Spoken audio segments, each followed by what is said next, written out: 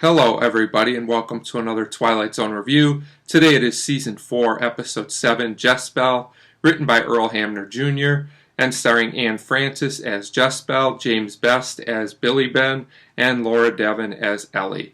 And in my opinion, this episode is not very good at all. It is the worst episode of Season 4 up to this point. Now, there are a couple things that save this episode from being one of the worst Twilight Zone episodes. That is the very good performance from Anne Francis, who does what she can with a poor character, in my opinion. And also, the actual premise isn't bad, but the way it's carried out just doesn't always make sense and isn't done very well, in my opinion. So I'll get started going through the episode. We start at a dance, and we are introduced to two of our three main characters, Billy Ben and Ellie, and you can tell they're pretty close. They're really into each other. And Billy gives her a ring, basically, signaling that they're in love and that they are going to get married.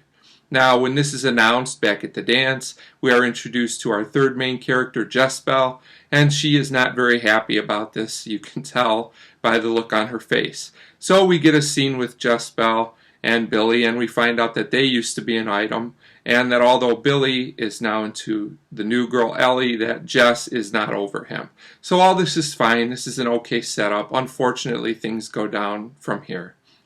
So we're now introduced to another character.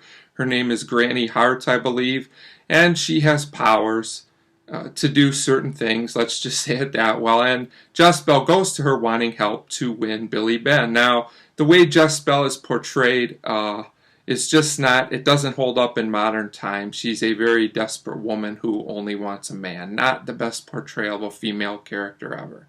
So Granny tells her the price is high for something like this, but Jess-Belle says she'll do it because she really wants Billy. So she drinks some kind of potion. They don't tell us what it is, and it's obviously this woman took something from her, although Jess-Belle doesn't seem to realize it for some reason. She's not the smartest Twilight Zone character ever.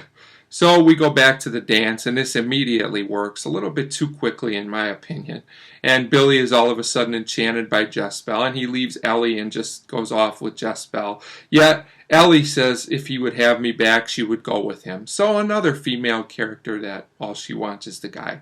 Not the best portrayal of female characters in this episode. I understand that portrayals were different in this time, in the 60s, but this just hasn't held up well at all. So we get this Billy, Ben, and Jess scene where Jess-Belle is all into him, and then she flips out because she sees the moon's going down, and she doesn't know what's going to happen to her. She doesn't know what the price she had to pay was yet. So when she goes home, she turns into a leopard. Yeah, why a leopard, I don't know, but the effects on this are pretty bad as well. Another thing to mention is there's this folk song that runs throughout the episode, and I don't think it's very good or very effective either. That's just me. So we go to the next day, and Billy Ben is really into Jess-Belle now because, this spell is working that's been placed on him. And Jess-Belle's uneasy. Billy wants to get married, but now she's concerned about what she's done, and she realizes maybe it was a mistake. And that part's all fine. She actually scratches him here, so we can see the kind of power she has. So she goes back to see Granny. She wants to be changed back the way she was. And Granny says you should embrace your powers now, and you should be happy with them. But Jess doesn't seem too happy about this, so she decides she's going to break things off with Billy. She's really in a bad way. She turned into the leopard again, which just doesn't look very good. So then we go to the next day, and all of a sudden Jess hugs Billy and she's all into him again. Is this just because she's confused? These mood swings just seem like plot contrivances to keep the show going. One day she wants to break up with him, the next day she's all into him again. I didn't really get that. Anne Francis does what she can to evoke sympathy, but the writing just doesn't help her at all. So now she says she'll marry him, and then we get this very odd scene, which I didn't think really worked very well, between Jess and Ellie, where Ellie's saying she knows that Jess bewitched him in some way, and she knows that there's this cat that's been going around at night. And basically what we learned from this scene, besides the tension between the two, which is so-so, is that this cat is going to be hunted at night. So Jess-Belle goes back home and she's talking to her mother, and she's worried. She says, if you want to save me, just keep the door locked tonight and all this stuff. But that doesn't work because Ellie and the men are out on a hunt. Why Ellie is there with them, I have no idea. Just because she needs to be for the plot, basically. So basically, Ellie runs into this big cat, the leopard, whatever it is, and the men shoot it, and the cat is gone. So they presume that they have killed Jess, even though we're pretty sure she's still alive. They never showed her body or anything. She just vanished. So I don't know why she's presumed to be dead, but whatever. So we go a year forward. Actually, a year has passed, and we find out that Billy and Ellie are going to get married. But Jess-Belle's mom comes, and she warns Billy that Jess-Belle might not be dead. She's seen some signs that she could still be alive, and she basically warns him. So Billy and Ellie do get married, but there's a spider on Ellie's dress during this ceremony, and we know who that is. It's Jess-Belle, obviously.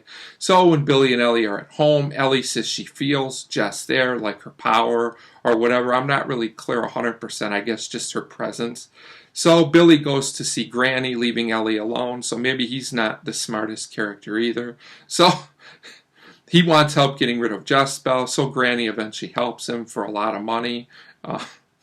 Which I thought at least Granny's benefiting, right, from all this. So Ellie's by herself and she's concerned, and when Billy comes back, she is basically possessed by Jess-Belle, is how I interpreted it. That scene's actually done pretty well, to be fair. I thought the possession scene was I thought Laura Devon did a pretty good job in that scene of acting, actually. So Billy winds up killing Jess. I'm not going to go through the whole thing, but the way it's done is kind of ridiculous, and the special effect of it doesn't work either. It's pretty bad. So Jess-Belle's gone. Ellie and Billy are okay. There's some kind of myth about looking up at the sky or something, and that annoying song plays again. And there is no ending narration on this episode. It ends with the song. That's kind of interesting, but this episode might have played well at the time when it came out, but it doesn't really work from a modern perspective. Of all the Twilight Zone episodes I've seen, this may be the most dated, and I can't recommend Jess-Belle. The plot just comes across as contrived, and some good acting can't really save it for all the reasons I mentioned. So I'm going to give Jess-Belle a 1.5 out of 5. It's not the worst Twilight Zone, but you really don't need to watch it. So 1.5 out of 5 for Jess-Belle, and as always, thank you very much for watching.